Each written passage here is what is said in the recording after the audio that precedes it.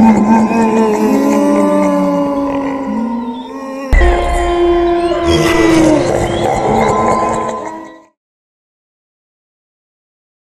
Friends, అందరూ ఎలా ఉన్నారు? బాగున్నారు అనుకుంటున్నాను. ఇంకా బాగుండాలని మనస్ఫూర్తిగా కోరుకుంటున్నాను.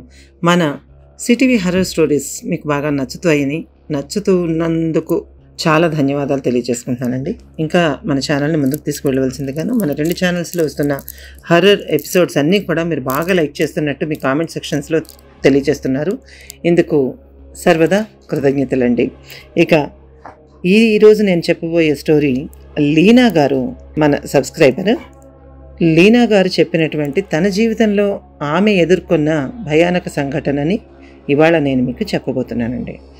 సో ఈ స్టోరీని కూడా ఆదరించి ఆ ఫియర్ని మీరు కూడా ఫీల్ అవుతారని మనస్ఫూర్తిగా అనుకుంటూ, ఇక ఆలస్యం చేయకుండా మన స్టోరీలోకి అయితే వెళ్ళిపోదామండి.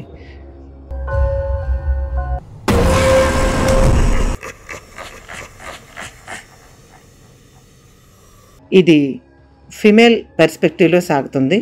లీనా గారు మీకు చెప్తున్న ఈ స్టోరీని అదే పర్స్పెక్టివ్లో నేను కంటిన్యూ చేస్తున్నాను, సో అర్థం చేసుకోగలరు.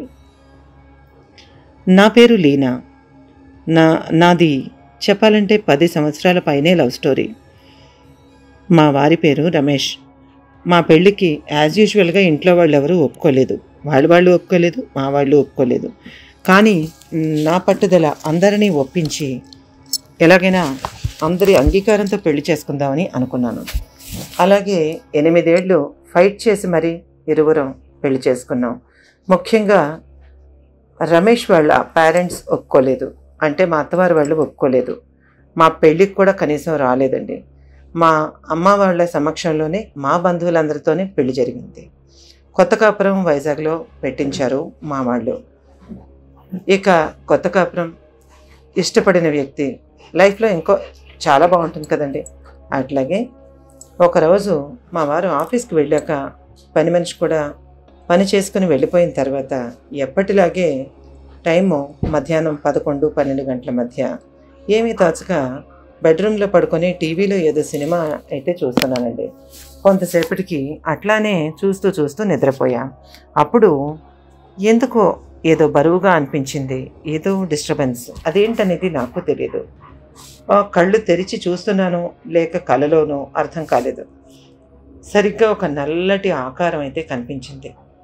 అది అకస్మాత్తుగా నా వైపుకి వస్తూ ఉన్నట్టుగా అనిపించింది. అంతేకాకుండా నా గొంతు నొక్కేస్తోంది. అక్కడి నుంచి లేచి పారిపోదామని మైండ్ అయితే సూచనలు ఇస్తుంది, కానీ నా బాడీ మాత్రం కదలటం లేదు. అది భ్రమ, కళ, నీడ, నిజమా ఏమీ తెలియదు. కానీ ఇప్పటికీ గుర్తుంది, మర్చిపోలేను. అది అంత హారిఫైయింగ్ ఇన్సిడెంట్ అండి నా లైఫ్లో. ఊపిరి ఆడనివ్వకుండా, కథలనివ్వకుండా చాలా ఇబ్బంది పెట్టేదండి. ప్రతిరోజు మధ్యాహ్నం నా రెస్ట్ టైంలో నాకు ఇది తప్పని నరకంగా ఉండేది. అది కూడా ఎవరో చెప్పినట్టుగా రోజు విడిచి రోజు ఒకే సమయానికి ఇలాగే జరిగేది. మొదట్లో నేను సరిగా తెలియక ఏదో హెల్త్ ప్రాబ్లం వచ్చిందేమో, అందుకే ఇలా జరుగుతోంది నాకు అనుకున్నాను. కానీ అది గాలిని కానీ లేకపోతే ఇంకేదైనా నెగటివ్ ఫోర్స్ అని కానీ, దెయ్యం, ఆత్మ లేదా ఇటువంటి ఎట్సెట్రా ఏవైనా ఏమిటో నాకు తెలియదు. టైంపాస్ కోసం జాబ్లో ఏదైనా జాయిన్ అయితేనన్నా ఈ ప్రాబ్లమ్స్ మర్చిపోవచ్చు అన్న ఉద్దేశంతో టైంపాస్ కోసం ఒక చిన్న జాబ్లో జాయిన్ అయ్యాను. ఆ రోజు చాలా హ్యాపీగా ఫీల్ అయ్యాను. రోజులు గడుస్తున్నాయి. కొన్నాళ్ళ తర్వాత నా కొలీగ్తో బీచ్కి వెళ్ళాను, మనస్సు మార్పుగా ఉంటుందని. అప్పటిదాకా నేను ఇది ఎవ్వరికీ చెప్పలేదు. నేను ఎదుర్కొంటున్న ఫీల్ కానీ, అనుభవం కానీ, భయం కానీ ఏది కూడా ఎవరికి చెప్పలేదు. కానీ ఆ రోజు బీచ్లో నాకు నేనే లోపల ఏమనుకుంటున్నానో కూడా నిర్ణయానికి రాకుండా మొత్తం కథ అంతా ఆమెతో షేర్ చేసుకున్నాను. అంతా విన్న తను, నీకేమైనా పిచ్చా? ఇది హెల్త్ ప్రాబ్లం కాదు, చెడుగాలి, అది కల కూడా కాదు, నిజంగానే నువ్వు అనుభవిస్తున్నావు అని చెప్పింది. ఓ మై గాడ్, ఇన్ని రోజులు నాకు జరిగింది ఇదా అని వణికిపోయాను. ఎక్కడికి వెళ్ళినా నాకు ఈ బాధ మాత్రం తప్పేది కాదు. ఇలా కాదని మా అమ్మగారింట్లో కొద్ది రోజులు ఉండి వద్దామని వెళ్ళాను. విచిత్రం, స్ట్రేంజ్, అక్కడ కూడా ఇలాగే జరిగేది. ఏదో పీడకల అనుకున్నా కానీ దెయ్యమైతే అనుకోలేదు. మా ఇంట్లో రోజు ఇదే గొడవ, మా అమ్మగారింటికి వెళ్ళినా ఇదే గొడవ. నేను బెల్లకిలా పడుకుంటే చాలు నా మీద కూర్చొని వెంటనే మీదకి వంగినట్టుగా అనిపించేది. నా గొంతు పట్టుకునేది. ఆ టైంలో నా బాడీ నా కంట్రోల్‌లో ఉండేది కాదు. ఒక 10, 15 నిమిషాలకు వదిలేది. ఆ నీడ వచ్చేటప్పుడు నాకు దూరం నుంచి ఏవో చిన్నపిల్లల నవ్వులు, పట్టీల మువ్వల సౌండ్స్ వినిపిస్తూ ఉండేవి. అలాగని తర్వాత బయటికెళ్ళి చూస్తే పిల్లలెవరూ ఉండేవారు కాదు. అసలు చుట్టుపక్కలే ఎవరు ఉండేవారు కాదు. చుట్టుపక్కల పిల్లలు స్కూల్స్‌కి వెళ్ళిపోతారు కదా ఉదయాన్నే. మరి ఎక్కడి నుంచొస్తారు? ఈ మువ్వల సౌండ్స్ మాత్రం ఎప్పుడూ అప్పుడప్పుడు వినిపిస్తూ ఉండేవి. కానీ ఇంకొకటి ఈ విషయంలో చెప్పుకోవాలండి. నేను నిద్రలో ఉన్నా కూడా లీనా, లీనా అని తట్టి మరీ లేపేది. దాంతో మధ్యాహ్నం నిద్ర ఆ గాలికి భయపడి మానేశాను. దాన్ని గాలి అంటారో, దెయ్యమే అంటారో, ప్రేతాత్మే అంటారో, ఏమంటారో నాకైతే తెలీదు.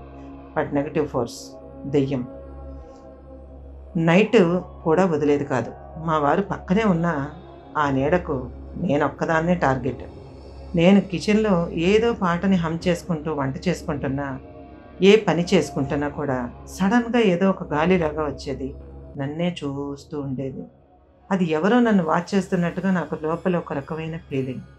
అలాగని చప్పున వెనక్కి తిరిగి చూస్తే ఎవ్వరూ ఉండేవారు కాదు. దాంతో ఒక రకమైన భయం కలిగేది. నేను ఏ పని చేస్తున్నా కూడా వదిలేది కాదు. అసలు ఎవరా నీడ? నన్నే ఎందుకు పట్టుకుంది? ఇదేమీ అర్థం కాలేదు. ఇష్టమైన వ్యక్తిని పెళ్లి చేసుకున్నానన్న సంతోషం 3 నెలల ముచ్చటగా మారిపోతుందా? అసలు ఏం జరుగుతోంది నా జీవితంలో? నాకే అర్థం కాని ఈ పీడ ఏంటి? నాకేం అర్థమయ్యేది కాదు. అలా ఆలోచనలు పగలు, రాత్రి మూడీగా ఉండటం, వర్క్ ప్రెషర్, తర్వాత మా అత్తవారు ఒప్పుకోకపోవడం అనే ఒక పెద్ద లోటు. వీటితో పాటుగా నా హెల్త్ నెమ్మదిగా పాడవడం మొదలైంది. నిద్ర లేక ముఖం అంతా కూడా మచ్చలు, విపరీతంగా మచ్చలొచ్చేవి. వీక్‌గా అయిపోయాను. మొహం చూస్తే వారం రోజులు లంకణాలు చేసిన మనిషిలా ఉండేదాన్ని.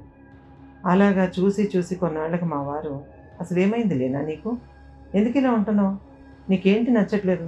నీకేమన్నా అనిపిస్తోందా? లేకపోతే హెల్త్ ఏమన్నా బాలేదా? హాస్పిటల్‌కి వెళ్దామా?" అని అడిగారు. అడిగితే హాస్పిటల్‌కి కాదు గానీ, ఎక్కడికన్నా గుడికి వెళ్ళొద్దామని చెప్పాను. సరేనని గుడికి తీసుకువెళ్ళారు.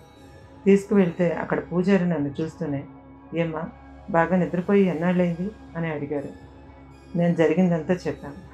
అప్పుడు మొదటిసారి విన్న మా వారు నోట మాట లేక నిలబడిపోయారు. "ఇంత బాధపడుతూ ఉంటే నాకెందుకు చెప్పలేదు?" అని అడిగారు. ఏం చెప్పాలో నాకు అర్థం కాలేదు. అందుకే చెప్పలేదు అని చెప్పాను. అప్పుడు ఆ పూజారి గారు ఏదో తాయెత్తు కూడా కట్టారు. అయినా సరే, మీరేమనుకుంటున్నారిప్పుడు? అక్కడితో ఆ సమస్య అయిపోయిందనుకుంటున్నారు కదూ! లేదండి. ఆ తాయెత్తు కట్టినప్పటికీ కూడా నాది ఏ మాత్రమూ మారలేదు. నా జీవితము మారలేదు. నేను అనుభవిస్తున్న నరకము మారలేదు.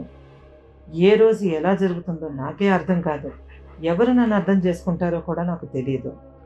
మా వారు క్రమంగా నన్ను కొన్నాళ్ళు చాలా గుడులకి, గోపురాలకి తిప్పారు. అట్లాగే హాస్పిటల్స్‌కి కూడా తిప్పారు. ఎక్కడికెళ్ళినా హాస్పిటల్స్‌లో ఏమీ ఉండేది కాదు. గుడులు ఇటువంటి పవిత్ర స్థలాలకు వెళ్ళేటప్పుడు నీరసం తప్ప ఇంకేమీ ఉండేది కాదు. వాళ్ళు ఏ పొట్టో, తాబేజో ఇస్తే అదేదో కట్టుకుని కొన్నాళ్ళు ప్రశాంతంగా ఉందామా అనుకుంటే 1 లేదా 2 రోజులు. ఆ తర్వాత మళ్ళీ మామూలయిపోయేది. ఇక ఎవరికి వెళ్తే, ఎక్కడికి వెళ్తే, ఎవరిని అడిగితే, ఎవరి దగ్గరికి పోతే నాకీ సమస్య తీరుతుందనేది మా భార్యాభర్తలు ఇరువురికీ అర్థమయ్యేది కాదు. అలాగా ఈ అలాగే ఈ నరకాన్ని అదే ఇంట్లో 3 ఏళ్ళు అనుభవించానండి. ఆ 3 ఏళ్ల పాటు ఆ ఇంట్లో చుక్కలు చూపించింది ఆ నీడ. ఇంక నేను భరించలేక మా వారితో చెప్పాను, "ఎట్లాగైనా సరే ఇల్లు మారిపోదాం. ఇంక ఎక్కడికి తిరిగినా సరే ఇది నన్ను వదలదు. ఇది ఏం చేస్తుందో, ఏం చేయదో నాకు తెలీదు గానీ ఇక్కడి నుంచి వెళ్ళిపోదాం. అసలు ఈ ఇంట్లో ఏం జరిగిందో కూడా మనకు తెలీదు. వచ్చిన తర్వాత మన మన స్థాయికి ఇది బాగానే ఉంది. ఈ ఇల్లు బాగుంది. అన్నీ బాగున్నాయి. అందరికీ ఫ్రెండ్స్‌కి కూడా దగ్గరగా ఉందని ఇక్కడ ఉండిపోయాం. ఏదైనా సరే తోడుంటారని ఇక్కడున్నాం. ఇక నేను భరించలేను" అని ఖచ్చితంగా చెప్పేశాను. ఇలా చెప్పిన తర్వాత ఒక నెలకి వేరే ఇంటికి షిఫ్ట్ అయ్యాము. షిఫ్ట్ అయ్యాక మేము ఖాళీ చేసేసిన ఇంటికి ఇంకెవరో కుటుంబం వచ్చారు. ఒకరోజు నేను పనిగట్టుకొని అక్కడికి వెళ్ళాను. వెళ్ళి వాళ్ళతో మాటల్లో పరిచయం చేసుకొని ఆ ఇంట్లో వాళ్ళు ఏమైనా అనుభవిస్తున్నారా, లేకపోతే ఏమైనా ప్రాబ్లం అనిపిస్తోందా, వాళ్ళు ఎలా ఉన్నారు, బాగున్నారా, లేకపోతే నాలాగే ఎవరైనా సఫర్ అవుతున్నారా తెలుసుకుందామని క్యూరియాసిటీ అయితే నాకు చాలా చాలా ఎక్కువైపోయిందండి. వాళ్ళని హెచ్చరించాలన్న ఉద్దేశం కూడా కలిగింది. కానీ అక్కడికి వెళ్ళి మాట్లాడాక అర్థమైంది, అది నాకు మాత్రమే జరిగింది. వాళ్ళు బాగానే ఉన్నారు. ఆ ఇంట్లో బ్రహ్మాండంగా ఉన్నారు. మాకే ప్రాబ్లమ్ లేదు. మేము బాగానే ఉన్నాం. అసలు మీరు ఇదంతా చెప్తున్నది మాకెందుకు చెప్తున్నారు? మేమైతే బాగానే ఉన్నాం. మీకెందుకు ఇలా జరిగిందో అయితే మాకైతే తెలీదండి అని చెప్పారు. అప్పుడు నాకు కూడా అర్థం కాలేదు. అది నాకు మాత్రమే ఎందుకు ఇలా అవుతోంది అని అనుకున్నాను. ఆ తర్వాత ఇక ఆ ఇంటి గురించి ఆరాలు తీయడం మొదలుపెట్టాను. అప్పుడు తెలిసిన విషయాలకి నా తల తిరిగిపోయింది. ఎందుకంటే ఆ ఇంట్లో గతంలో ఒక సూసైడ్ జరిగిందండి. ఆ చనిపోయిన ఆ చనిపోయిన వ్యక్తి ఒక అమ్మాయి. ఆ అమ్మాయి ఆ ఇంట్లో సూసైడ్ చేసుకున్న అతి కొద్ది రోజులకే మేము ఆ ఇంట్లోకి మారడం జరిగింది. నేను బయటికి లాగుతున్నటువంటి వివరాలకి ఆ చనిపోయిన అమ్మాయి తాలూకు అన్న, వదిన వెతుక్కుంటూ మా ఇంటికొచ్చారు. వాళ్ళింట్లో ఈ ప్రాబ్లమ్ ఉన్నదని ఆ అమ్మాయిని ఆ అమ్మాయి మరణించిన తర్వాత వాళ్ళు మళ్ళీ ఇటువైపుకి రాలేదని చెప్తూ, ఆ అమ్మాయి అసలు ఏం జరిగిందో చెప్పారండి. ఆ అమ్మాయిని తన భర్త ఎప్పుడూ మంచిగా చూసేవాడు కాదని, ఒక పాప కలిగిన తర్వాత అతను మగపిల్లాడు పుట్టాలని రోజు వేధించేవాడని, కొట్టేవాడని, తిట్టేవాడని చెప్పారు. బాబు కాకుండా ఒకవేళ గనక పాప పుడితే ఊరుకోనని ప్రతిరోజు కూడా ఆ అమ్మాయికి నరకం చూపించేవాడట. కానీ ఆ అమ్మాయి పేటలో పాపం మళ్ళీ పాపే పుట్టడం వల్ల ఇక అతడిలోని రాక్షసుడు బయటపడ్డాడు. ప్రతిరోజు దారుణంగా వేధించేవాడు. ఆ హింస తట్టుకోలేక ఈ అమ్మాయి 4 నెలల పాప ఉండగా ఇక భరించలేక ఆ ఇంట్లోనే ఆత్మహత్య చేసుకుంది. అయినా తన హస్బెండ్ పట్టించుకోకుండా తను పనిచేసే ఓ కాలేజీలో ఓ అమ్మాయిని లవ్ చేసి పెళ్లి చేసుకుంటానని నిర్ణయానికి వచ్చాడట. అదే ఆ అమ్మాయి ఇంట్లో వాళ్ళకి చెప్పాడు. వాళ్ళు నవ్వాలో ఏడవాలో తెలియని పరిస్థితిలో ఎలాగూ తమ పిల్ల మరణించిన తర్వాత ఇంకా గొడవలు ఎందుకు అన్న ఉద్దేశంతో ఆ పాపని తీసుకొని ఆ అమ్మాయి తల్లిదండ్రులు వెళ్ళిపోయారని, ఈ ఎఫ్ఐఆర్స్ అతడి ప్రవర్తనలో తేడాలు ఇవన్నీ కూడా భరించలేక ఆ అమ్మాయి సూసైడ్ చేసుకుంది. కానీ లేకపోతే అలా చేసుకునే మనిషి కాదని ఆ అమ్మాయి తాలూకా అన్న, వదిన మాకు చెప్పారండి. ఈ గొడవంతా కూడా ఆ అమ్మాయి వాళ్ళ అన్నా వదినలకు కూడా చెప్పలేదట. కానీ రోజు వాళ్ళ అన్నా వదినలతో ఏదో చెప్పాలని మాత్రం ఎదురు చూసేదట. కానీ చెప్పకుండానే ఆఖరికి సూసైడ్ చేసుకుని చనిపోయింది. పాపం ఆమె పోయిన కొద్ది నెలల్లోనే ఆ ఇంట్లో మేము కొత్త కాపురాన్ని స్టార్ట్ చేసాం. అలా నాకు 3 ఏళ్ళు నరకం చూపించింది. ఈమె లేక ఇంకో ఆత్మ, ఇది మాత్రం నాకు తెలియడం లేదండి. ఇక ఆ అమ్మాయి వాళ్ళ అన్న, వదిన ఈ విషయాలన్నీ మాట్లాడేసి వెళ్ళొస్తామని చెప్పి వాళ్ళ ఇంటికి బయలుదేరి వెళ్ళిపోయారండి. వెళ్ళిపోయిన తర్వాత ఏం జరిగింది అనేది ఈరోజు వరకు నేను మర్చిపోలేకపోతున్నాను. ఎందుకంటారా, వాళ్ళు వెళ్ళిపోయిన తర్వాత తలుపులు వేసుకుని లోపలికి వచ్చేసి ఇంట్లో ఏదో అనీజీగా అనిపించింది. చాలా ఇరుకుగా ఉన్న ఫీలింగ్ ఒకటి కలిగింది. నన్నెవరో గమనిస్తున్నట్టుగా అనిపించింది. ఇంకా ఇక్కడ కూడా అప్పుడప్పుడు గాలి పడుతూనే ఉంది. ఏంటది? ఆ ఇల్లు వదిలేసిన తర్వాత కూడా ఆ అమ్మాయి ఆత్మ నన్ను వదలదా? అసలు ఆ నీడ నాతో పాటే ఉంటుందా? అసలు ఏం జరుగుతోందో ఏంటో అనుకుంటూ ఏదేదో ఆలోచిస్తూ రాత్రి కోసం వంట చేస్తూ ఉన్నాను. వంట చేస్తూ ఉంటే ఒక్కసారిగా సెంటర్లో ఉన్న హాల్లో ఏదో చప్పుడైంది. ఏమిటా అని వెళ్ళి చూడాలని ప్రయత్నించాను. కానీ నేను వెళ్ళేటప్పటికీ ఏదో ఒక నీడ ఈ చివరి నుంచి ఆ చివరి దాకా పాస్ అయిపోయినట్టుగా అనిపించిందండి. అనిపిస్తే ఒక్కసారిగా నా శరీరం అంతా కూడా రోమాంచితం అయిపోయింది. గూస్ బంప్స్ వచ్చేసి ఒక్కసారిగా నాకు చెమటలు పట్టడం ప్రారంభమైంది. ఆ నీడని అంత క్లియర్గా అలాంటి లైటింగ్లో నేను చూడడం అదే మొదటిసారండి. అది ఏం చెప్పాలనుకుంటోంది? నాకేమైనా చెప్పాలనుకుంటోందా? లేకపోతే నా మీద ఏమైనా పగపట్టిందా? నా మీద పగపట్టడానికి ఛాన్సే లేదు. ఎందుకు నా మీద పగపడుతుంది? నేనేం చేశాను మధ్యలో? ఇవన్నీ ఏంటి? చాలా కష్టంగా ఉంది. ఆలోచిస్తేనే కష్టంగా అనిపించింది. కానీ ఏమీ చేయలేని పరిస్థితి. మామూలు మనిషిని నేనేం చేయగలుగుతాను? ఆ రాత్రి మా వారు వచ్చిన తర్వాత చెప్పాలి అనుకున్నాను. కానీ ఏం చెప్తాను? ఒకటే మువ్వల చప్పుడు. ఇంటి చుట్టూరా ఎవరో తిరుగుతున్నట్టు, కిటికీ అద్దాల్లోంచి కనిపిస్తున్నటువంటి నీడ. ఇది ఎలాగా చెప్పాలి? ఏమని చెప్పాలి? ఏం చెప్తే అతను నాకేమైనా దెయ్యం పట్టింది అనుకుంటాడేమో అని ఒక ఆలోచన.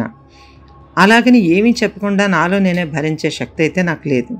ఆలోచిస్తూ ఉంటే నాలో నాకే ఒక విచిత్రమైనటువంటి ఫ్రస్ట్రేషన్ స్టార్ట్ అయిందండి. తర్వాత ఎలాగ జరగాలి? ఏం చెయ్యాలి? అక్కడ ఆ ఇంటి నుంచి ఇక్కడ ఈ ఇంటి దాకా నన్ను వెంటాడుతూ వచ్చిన ఈ నీడ నన్ను మాత్రమే ఎందుకు వెంటాడుతోంది? నాలో ఉన్న ఈ ప్రశ్నలకి సమాధానం ఎవరు చెప్తారు? అసలు నాకే ఎందుకు ఇలా జరుగుతోంది? ప్రేమించిన వ్యక్తిని పెళ్లి చేసుకోవాలని ఎంతో కాలంగా ఎదురుచూసి సంవత్సరాలు పోరాడి అందరినీ ఒప్పించి కడకి పెళ్లి చేసుకుని నేను సాధించింది ఏంటి? ఒక్కరోజు కూడా మనశ్శాంతిగా ఉండలేదు. కాపురం పెట్టిన రోజు నుంచి ఇదిగో ఈ రోజు వరకు ఒకటే గొడవలు. మా ఇద్దరి మధ్య గొడవలు లేవు, కానీ మా అత్తవారితో గొడవలు, ఈ నీడతో, దెయ్యం నీడతో మరీ గొడవలు. నాకు ఫ్రస్ట్రేషన్ వచ్చి నేనేం మాట్లాడుతున్నానో నాకే అర్థం కాని పరిస్థితిలో ఒక విచిత్రమైన జీవితం ఎలాంటి మలుపు తిరిగిపోయిందో, ఎలా నలిగిపోయిందో నాకే అర్థం కావట్లేదు. అటువంటప్పుడు ఆ రాత్రి నేను అనుభవించిన బాధ ఎవ్వరితోనూ చెప్పుకోలేను, ఏమీ చేయలేను. ఆ నీడలు, తిరుగుతున్న నీడలో తెలియదు, చప్పుళ్ళు తెలియదు, మధ్య హాల్లో వినిపిస్తున్న ఏవేవో పడిపోయిన చప్పుళ్ళు, ఎవరో ఆ చుట్టుపక్కల నడుస్తున్నట్టు, తిరుగుతున్నట్టు, కాసేపు వంటగదిలో, కాసేపు బెడ్రూమ్లో, కాసేపు హాల్లో. ఇలా అయితే నేను బతికేది ఎలా? అలా ఆలోచిస్తూ ఉండగానే నా ఆలోచనల్లో వంటగదిలో నేను స్టవ్ మీద మూకుడులో పెట్టిన వస్తువు మాడు వాసన రావడంతో ఈ లోకంలోకి వచ్చి పడ్డాను. వెళ్ళి చూస్తే బొగ్గుల వలి మాడిపోయింది కూర. ఇంకేం తింటాం అనుకొని అది పక్కన పడేసి ఇంకేమీ చెయ్యాలని కూడా అనిపించలేదు. ఆ రాత్రి ఎప్పుడు కూడా నేను స్ట్రాంగ్గానే ఉన్నానండి. ఈ ఈ ఈ విషయాల్లో, ఇటువంటి నెగటివ్ ఇష్యూస్లో మనిషి బలహీన పడిపోయినా, మనసు బలహీన పడిపోయినా ఇంకా బాధ ఎక్కువైపోతుందని ఎక్కడో చదివిన గుర్తు. అది మైండ్లో పెట్టుకొని నేను చాలా స్ట్రాంగ్గా ఉండే ప్రయత్నం చేసుకుంటూ నాకు నేనే బూస్టప్ చేసుకుంటూ ఉండేదాన్ని. కానీ నా ప్రయత్నాలు చివరిదాకా అయితే సాగలేదండి. అప్పటి నుంచి నాలో తేడాలు నెమ్మదిగా చోటు చేసుకోవడం స్టార్ట్ అయ్యిందండి. ఆ రోజు నుంచి నాకు నీడ కనిపించలేదు. బట్ నాలో మాత్రం చాలా మార్పులు చోటు చేసుకోవడం మొదలైంది. విచిత్రమైన కోపం, ఎవరి మీదో తెలియదు, ఎందుకో తెలియదు. నాకు ఏ రకమైనటువంటి వ్యాధులు లేవు అప్పటికి, కానీ ఎప్పుడూ ఏదో వ్యాధితో ఉన్నట్టు పడుకొని ఉండడం, నిద్రపోతూ ఉండడం, పొద్దుటి నుంచి రాత్రి వరకు నిద్రపోతూనే ఉండటం. మా వారు నాతో మాట్లాడాలని ప్రయత్నించినా నేను గొడవకి లాగటం, ఆ గొడవతో పాటు ఏదో ఒక మాట విసరటం, దాంతో అతను కోపగించుకొని వండింది తినకుండా బయటికి వెళ్ళిపోవటం. ఆ తర్వాత నేను చూస్తే ఆ వంట చేసిన పదార్థాలు పాసిపోయి ఉండటం. ఇవన్నీ ఏంటి అసలు? నాకు ఆ క్షణానికి అనిపించేది, మరుక్షణానికి మరొక రకంగా నేను మారిపోయేదానండి. అవన్నీ పాసిపోయినా సరే శుభ్రంగా బయట డస్ట్బిన్లో విసిరేసి తినాలనిపించేది కాదు, వండాలనిపించేది కాదు. అలాగే మంచినీళ్ళు తాగి పడుకునేదాన్ని. ఇలా నెలల తరబడి జరగడంతో అస్థిపంజరంలా తయారైపోయాను. ఒక రకమైన హిస్టీరిక్ పేషెంట్ లాగా అయిపోయింది నా పరిస్థితి. అప్పుడు ఇంకా లాభం లేదని మా వారు నన్ను వైజాగ్లోనే ఉన్న ఒక పెద్ద హాస్పిటల్లో ఒక పెద్ద డాక్టర్కి చూపించారండి. చూపిస్తే ఆయన అన్ని టెస్టులు చేసి అంతా బాగానే ఉంది, ఏ ప్రాబ్లం లేదు, కానీ ఈమెకి బలం లేదు, హిమోగ్లోబిన్ లేదు, అసలు హిమోగ్లోబిన్ బాగా తగ్గిపోయింది అని అతను తినవలసిన, తాగవలసిన చార్టు, మందులు కొన్ని ఇచ్చారు తప్ప నా సమస్య నుంచి అయితే నన్ను బయటపడేయలేకపోయారు. రాత్రి అయినా మధ్యాహ్నమైనా అలాంటి ఫీల్ కలిగితే నిద్రలేచి బలవంతంగా నిద్ర ఆపుకొని ఆ ఆపుకునే ప్రయత్నంలో నాకు తెలియకుండానే నాలో ఒక విధమైనటువంటి ఫ్రస్ట్రేషన్ వచ్చేదండి. వచ్చినప్పుడు గట్టిగా తిడుతూ, గట్టిగా అరుస్తూ, ఇంట్లో ఏదైనా ఉంటే అది నేలకేసి కొట్టేస్తూ, గోడకేసి కొట్టేస్తూ నానా హంగామా చేసేదాన్ని. ఇంట్లో ఎవరున్నా లేకపోయినా ఇదే పరిస్థితి. ఇది మా ఇంట్లో వాళ్ళకు కూడా నేను చెప్పలేదండి. మా అమ్మ అయితే తరచూ అడుగుతూ ఉండేవారు, ఏమైంది, నీకేమైంది, ఎందుకు లేనా ఇలా అయిపోతున్నావు అంటే, నేను ఎలా పోతే నీకెందుకు అని అడిగేదాన్ని. ఎవరితోనే సవ్యంగా మాట్లాడింది లేదు. కానీ ఇలాగ నేను వింతగా ప్రవర్తిస్తున్న ప్రతిసారి నా తల మీద నుంచి ఏదో ఒక నీడ పాస్ అవుతూ ఉండడం నేను గమనించాను. కానీ అది ఎవరికైనా చెప్పాలనుకునే లోపే ఎగిరిపోయేదండి మైండ్లోంచి. ఇట్లా మాట్లాడుతూ, కసురుకుంటూ, గట్టిగా తిడుతూ ఇలా ఉండడం వల్ల నాతో ఎవరు మాట్లాడడానికి కూడా ఇష్టపడేవారు కాదు. చుట్టుపక్కల వారు కూడా మాట్లాడడానికి ఇష్టపడేవారు కాదు. రాను రాను మా వారు కూడా నాకు దూరం అయిపోవడం మొదలుపెట్టారు. ఈమెని కదిలించటం, మాట్లాడించటం, నేను తిట్లు తినటం ఎందుకు అనేటటువంటి ఒక రకమైన ఫీలింగ్ ఆయనలో కనిపిస్తూ ఉండేది. ఇంకా కొంతకాలం అయితే నా కాపురం కూలిపోతుందేమో అన్నంత ఫీలింగ్ బాగున్నప్పుడు నాకు కలుగుతూ ఉండేది. కానీ దీన్ని ఎలా ఎదుర్కోవాలి అనే దానికి పరిష్కారం మాత్రం నాకు దొరికేది కాదండి. ఫ్రెండ్స్తో చెప్పుకుంటే, లేదులే నువ్వు ఎవరి దగ్గరికైనా ఏదైనా చూపించుకో, నిన్ను ఎవరైనా ఏదైనా చేశారేమో చూపించుకో అనేవారు.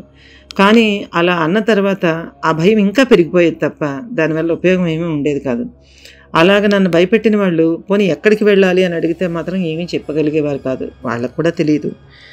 అలాగా గట్టిగా తిట్టడం, నీరసపడిపోవటం, కింద పడిపోవటం, ఆ తర్వాత రోజుల తరబడి స్నానం మానేయటం, ఆ తర్వాత రోజుల తరబడి తిండి మానేయటం, ఆఖరికి బ్రష్ చేసుకోవడం కూడా మానేయటం, ఇలాంటి పరిస్థితికి కొన్నాళ్ళకి దిగజారిపోయింది నా పరిస్థితి. దీన్ని ఏం చెయ్యాలి, ఎలా చెయ్యాలి అనేది అర్థం కావడం లేదండి. అలా కొంతకాలం అయిన తర్వాత మా పక్క పోర్షన్లోకి ఒకళ్ళు రెంట్కి వచ్చారండి. వాళ్ళు వృద్ధ దంపతులు. ఇద్దరు కూడా రిటైర్ అయిపోయిన తర్వాత ప్రశాంతంగా జీవించడం కోసం అని చెప్పి మా ఏరియాలో మా పక్కింట్లోకి వచ్చి ఉంటున్నారండి. వాళ్ళు నన్ను చూసి, ఆవిడ చాలా స్నేహంగా ఉండేవారు. ఆవిడ నన్ను చూసి, ఎందుకమ్మా ఇలా అయిపోతున్నావు, నీకేమైంది, నీకెందుకు ఇలా ఉంటుంది అని అడిగితే ఒకసారి నేను జరిగింది మొత్తం పూసగుచ్చినట్టుగా చెప్పానండి. చెప్పిన తర్వాత ఆవిడ నిర్ఘాంతపోయి, ఎంత పని అయిపోయింది, ఇలా అయితే ఎలాగా, నీ జీవితం పాడైపోతుందమ్మా, కొన్నాళ్ళకి నువ్వు ప్రాణాలు కూడా నీకు రిస్క్లో పడిపోతాయని చెప్తూ ఆవిడ నన్ను, సరే రేపు సిద్ధంగా ఉండు, మీ ఆయనతో మాట్లాడి మిగతా విషయాలు చూద్దాం అని చెప్పారు. చెప్పిన తర్వాత మరుసటి రోజు మా వారు ఆదివారం కావడంతో ఇంట్లో ఉన్నారండి. ఆవిడ హస్బెండ్ ఇద్దరూ వచ్చి మా ఆయనతో మాట్లాడి నన్ను అక్కడికి దగ్గరలోనే ఉన్నటువంటి ఒక ఇంటికి తీసుకువెళ్ళారండి. ఆ ఇంట్లో ఎవరు ఎలా చెప్పాలి అని అంటే, ఆయన ఒక ముస్లిం. ఆయన ఎప్పుడు బయటికి రాడు, ఏమీ కూడా చూడడు, ఎవరిని చూడడు. ఇలా ఏవైనా చెడు గాలి ఏదైనా పడితే వదిలించటాలు కూడా చేయడు.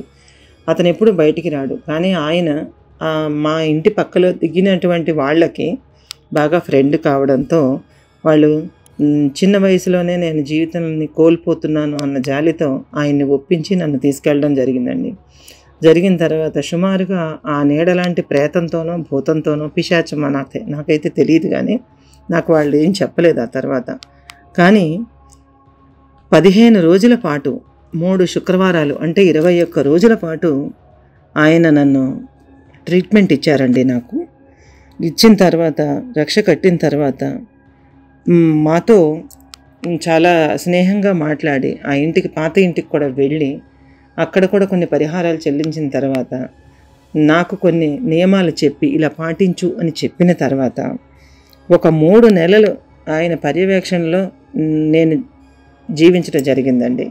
అలా అయిన తర్వాత ఆయన చెప్పిన ప్రతి విషయాన్ని పాటిస్తూ ఉంటే కొన్నాళ్ళు అయ్యేటప్పటికీ నాకు ఈ సమస్య నుంచి విముక్తి దొరికింది. ఇక ఆ నీడ కనిపించడం మానేసింది. ఆ నీడ నా దగ్గరికి రావడం కూడా మానేసింది. అలా కొద్దిగా తిన్నది వంట పట్టడం మొదలైంది. ఆ తర్వాత మరొక 1 నెల రోజులకి నేను మళ్ళీ పాత లేనాగా మారిపోయానండి. అప్పటి నుంచి అప్పుడే పెళ్ళయిందని భావించుకోండి, మీ ఇద్దరు సుఖంగా ఉండండి. ఏవో సృష్టిలో రకరకాల చెడు శక్తులు ఉంటాయి, మంచి శక్తులు ఉంటాయి. పొరపాటున మీరు అలాంటి దానికి టచ్ అయ్యారంతే, ఇంకేం లేదు. ఆ దుష్టశక్తికి మీరు అవకాశంగా దొరికారు కనుక మిమ్మల్ని ఇబ్బంది పెట్టింది. ఇక మీదట అటువంటిది ఏమీ మీరు మనసులో పెట్టుకోకండి, ఏమీ ఉండదు, ఇక మీదట హాయిగా ఉండండి అని ఆయన మాకు బ్లెస్ చేశారండి. అయితే నేను నా జీవితం అంతా కూడా ఎప్పుడూ కూడా నేను ఆయనకి రుణపడే ఉంటాను. ఆ తర్వాత నుంచి ఈ నీడ తాలూకా పీడ నాకు వదిలిపోయింది. సో ఫ్రెండ్స్, ఇది నేను నాకే తెలియని, ఎవరో తెలియని, అర్థం కాని ఒక ఆత్మతో నేను అనుభవించిన భయానకమైన రియల్ హర్రర్ ఇన్సిడెంట్స్తో కూడిన నా జీవితంలోని సంఘటనల సమాహారం అండి ఇది. సో ఇది ఇంతవరకు ఎవరితోటి చెప్పలేదు, కానీ సిటీవీ కలర్స్ ఆఫ్ లైఫ్లోను, తర్వాత ఆడియో ఫీస్ట్ ఛానల్లోను, సిటీవీ ఛానల్స్లో వస్తున్న గోస్ట్ హంటింగ్ ఎక్స్పీరియన్సెస్, నెక్స్ట్ ఈ కార్యక్రమాలు, ఇటువంటి సంఘటనలు, భయానక సంఘటనలు, వీటికి సంబంధించిన కథలు వింటున్నప్పుడు నాకు ఛానల్లో ఇచ్చినటువంటి మెయిల్ అడ్రస్కి ఈ కథ నేను అనుభవించిన నరకం ఎందుకు పంపకూడదు అనిపించింది. అందుకని నేను ధైర్యం చేసి పంపడం జరిగింది. సో నాకులాగా మీరెవరూ బాధపడకుండా, మీరెవరైనా ఎక్కడైనా కొత్తగా రెంట్కి దిగితే ఆ ఇంటి పూర్వాపరాలు తెలుసుకుని దిగండి. దిగిన తర్వాత ఏమైనా ఇబ్బందులు కలిగినట్లయితే ఇంట్లో వాళ్ళతో సంపూర్ణంగా చర్చించుకొని, డిస్కస్ చేసుకుని, మాట్లాడుకుని 1-2 నెలల్లో ఆ నరకం నుంచి బయటపడిపోండి. అప్పటికీ మీకు ఏ రకమైన రిలీఫ్ లేకపోతే మానవాతీత శక్తుల్ని పూజించే వాళ్ళని మీరు ఆశ్రయించి ఏదో ఒకటి భగవంతుని మీరు ప్రేయర్ చేసుకుని ఏదో ఒకటి మొత్తానికి ఆ సమస్య నుంచి బయటపడి మీ జీవితాన్ని మీరు దక్కించుకోండి. సో అన్నింటికంటే విలువైంది జీవితం అన్న ఉద్దేశాన్ని నేను ఎదుర్కొన్న ఈ హారిఫయింగ్ ఇన్సిడెంట్ని మీతో షేర్ చేసుకోవడానికి సిటీవీ ఛానల్స్ వాళ్ళకి నేను నా కథని పంపడం జరిగింది. కనుక మీకందరికీ కూడా నా ఇన్సిడెంట్తో మీకు కలిగిన ఫీలింగ్స్ని కామెంట్ సెక్షన్లో షేర్ చేస్తారని, నన్ను అర్థం చేసుకుంటారని, అలాగే మన ప్రియమైనటువంటి సిటీవీ ఛానల్స్ని సపోర్ట్ అందరం చేద్దాం. మీరు కూడా ఈ స్టోరీతో, లైక్స్తో, మీ సబ్స్క్రిప్షన్స్తో సపోర్ట్ చేస్తారని నేను మనస్ఫూర్తిగా కోరుకుంటున్నానండి. మరొకసారి సిటీవీ ఛానల్స్ వాళ్ళకి నేను హృదయపూర్వకమైన కృతజ్ఞతలు తెలియజేసుకుంటున్నానండి. ఎందుకంటే మై హార్ట్ఫుల్ థ్యాంక్స్ని నేను తెలియజేసుకుంటున్నాను. నా స్టోరీని యాక్సెప్ట్ చేసినందుకు, మీ అందరికీ తెలియజేసినందుకు అండి. Thank you very much. మీ లీనా అండి. సో విన్నారు కదండి ఇప్పటిదాకా. ఇది లీనా గారు, మన సబ్స్క్రైబరు, తన జీవితంలో అనుభవించినటువంటి భయానక సంఘటనలు ఇవి. సో ఈ కథ కూడా, అంటే కథ లాంటి వాస్తవం లాంటి ఈ కథ, ఇది కూడా మీకు నచ్చిందని ఆశిస్తూ, మీ నుంచి మరింతగా సపోర్ట్ని కోరుకుంటూ, ఇంకా మీరు ఎవరైనా నాతో చెప్పాలి, షేర్ చేసుకోవాలి అని అనుకుంటే తప్పకుండా మీ తాలూకా జీవితంలో జరిగిన రియల్ ఇన్సిడెంట్స్ని నాకు పంపించగలరని స్క్రీన్ మీద కనిపిస్తున్న మెయిల్ ఐడికి తప్పకుండా మెయిల్ చేస్తారని ఆశిస్తూ, మరొక టెరిఫైయింగ్ ఇన్సిడెంట్తో మీ ముందుకు వస్తాను. Until then bye bye.